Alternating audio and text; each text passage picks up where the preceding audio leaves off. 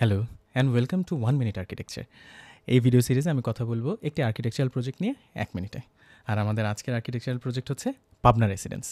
এটা আমাদের ডিজাইন করা একটা রেসিডেন্স যেখানে রাস্তার পাশে জমি, সামনে পুকুর আছে এবং ক্লায়েন্ট খুবই ধর্মভীরু, যিনি প্রাইভেসি মেনটেন করতে চান। উনি অলসো চান বাড়ির উঠান এবং বাড়ির ভিতর যেন দুটো একই রকম থাকে, অ্যাক্সেসেবল থাকে, পুকুরটা যেন তার বাড়ির অংশ হয় এবং মহিলাদের প্রাইভেসিও যেন আমরা মেনটেন করতে পারি।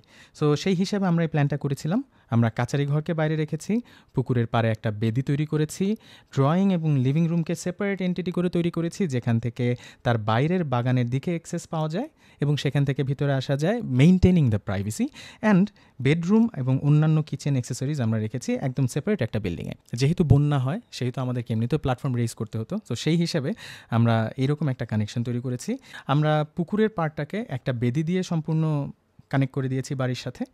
এখানে একটা কাচারি ঘর আছে, এটা হচ্ছে সেই কাচারি ঘর, যেন প্রাইভেসি মেনটেন করা যায়। আমরা লিভিং রুম থেকে কিছুক্ষণ আগে যেটা বললাম যে লিভিং এবং ডাইনিং থেকে বাইরে যাওয়ার অ্যাক্সেস দিয়েছি এবং এখানে একটা অবজারভেটরি ব্যালকনি দিয়েছি, যেটা আমাদের এই বিল্ডিংয়ের one of the significant element অথবা হায়ারার্কি বলতে পারেন।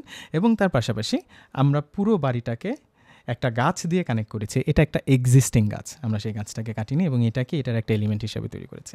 That's all for today, see you in the next video.